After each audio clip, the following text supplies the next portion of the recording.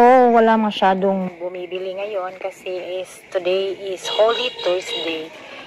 Nagbubukas pa rin tayo ng tindahan. Hi, good morning! Happy Thursday everyone! Tita Barla loving life. Yes, welcome to my vlog. Please subscribe and click the notification bell for more updates. See ya!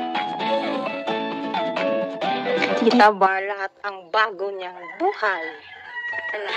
Bagong ticket. Hi, good morning! Happy Thursday everyone! Tita Barla here. Hello, wala masyadong bumibili ngayon kasi today is Holy Thursday. Nagbubukas pa rin tayo ng tindahan, nag-ayos-ayos. At itong ginagawa ko, nag-rolyo ako ng aking nabili kahapon ng kartolina. Kahapon kasi napadaan ako sa isang, ang tawag nito, school supplies store. Tapos nakita ko yung babae na nakapila na sa cashier ng kartolina na gold ata or yellow, parang ganun. Tapos sabi ko, bibili din ako para sa tindahan. Kasi last week may high schooler na nagtatanong sa akin na kung meron ba daw akong yellow cartolina. Sabi ko kay Tomer, wala akong yellow. Ang nandito sa akin is white, red, dark blue, black, tsaka green, tsaka orange. Sabi niya yellow lang. So hindi ko alam kung ito bang ibig sabihin niyang pagka yellow or what. Ito na lang yung parang golden yellow something at saka light blue. Basta nasa tindahan tayo, minsan gaya-gaya din tayo kasi kung anong uso, anong kakailanganin ng tao, kakailanganin ni Tomer, dapat meron tayo kahit paunti-unti. Kahit anong gawin natin, basta natin dito tayo sa tindahan, gawin natin. Mag-arrange, magpunas, mag-isip na kung anong magagandang maibebenta. Kasi ayaw ko rin yung walang ginagawa. At least ba, para andito lang ako, tapos para kung may tao naman, idediretso na lang na hindi na sila mahirapan pang matagalan pang magtao po.